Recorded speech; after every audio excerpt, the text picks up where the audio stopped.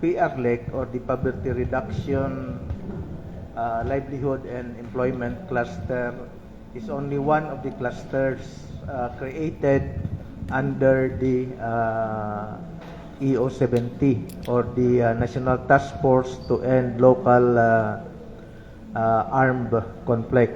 Okay. So, ang mission and intent of the PRLEC is, of course, poverty reduction and livelihood and employment. Kami nga mga government agencies nga member, DTI, DOLE, DAR, DA, DOST, almost all government agencies.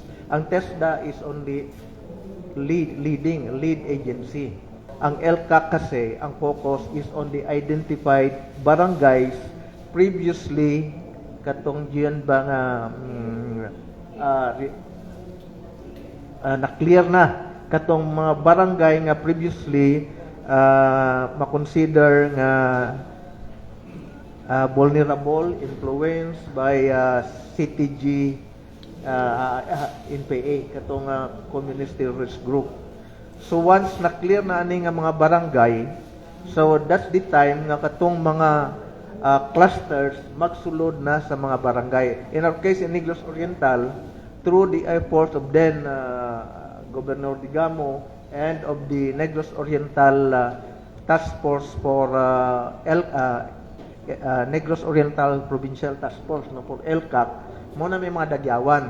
So in terms of the poverty reduction, livelihood and employment cluster, we have manotice nyo ang mga involved nga mga agency na ay mga services in line with livelihood, in line with employment, in line with training. So kami sa TESDA, ang amo mandate is on human resource development.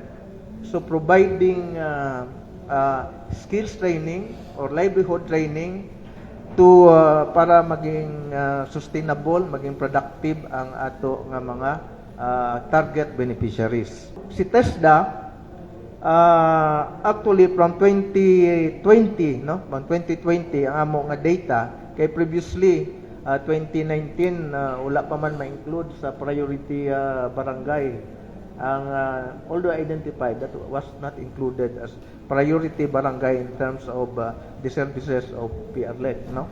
So from kuan kami training programs, scholarship programs ang gina-implement namo sa different barangay nga na-identify.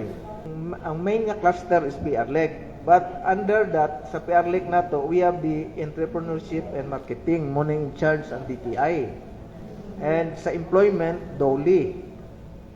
Of course, sa skills training, TESDA in charge.